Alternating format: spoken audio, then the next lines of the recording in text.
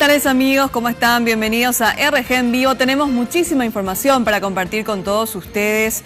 Tras el partido de Cerro Porteño y Guaraní, tras este partido hubo destrozos en las instalaciones de la Nueva Olla. La Fiscalía ya solicitó la suspensión definitiva de todos los encuentros deportivos que se organicen en nuestro país de la barra brava de Guaraní llamada La Raza, mientras la Policía Nacional está buscando a los responsables del disturbio.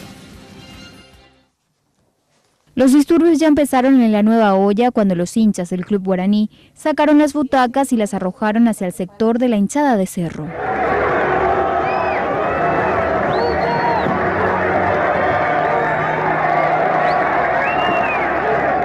A la salida, la intercepción de las calles Eusebio Ayala y General Santos fue el nuevo escenario de los enfrentamientos.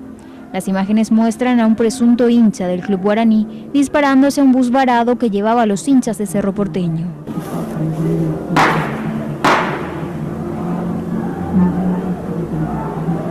Desde la Fiscalía ya tomaron las primeras medidas. Y fue en este sector, el de Platea Petengil, donde un grupo de aproximadamente 20 hinchas del Club Guaraní realizaron destrozos en el entretiempo del partido disputado entre el Club Cerro Porteño y el Club Guaraní. Ahora la Fiscalía solicita la suspensión de la barra brava La Raza de todos los torneos organizados por la APF. Además de este pedido, la Fiscalía dio un atento mensaje a los dirigentes de fútbol. Pedimos también, ¿verdad?, que la dirigencia de fútbol asuma su cuota de responsabilidad en esta materia. Terminar con las barras significa terminar de oxigenar, ¿verdad?, que no se regale más entrada. No digo que en general lo hagan, ¿verdad?, pero existen dirigentes que siguen trabajando con estos grupos denominados barra brava. Penosamente es así. Por su parte, la Policía Nacional detuvo esa noche a 3 hinchas de Cerro Porteño que contaban con orden de captura.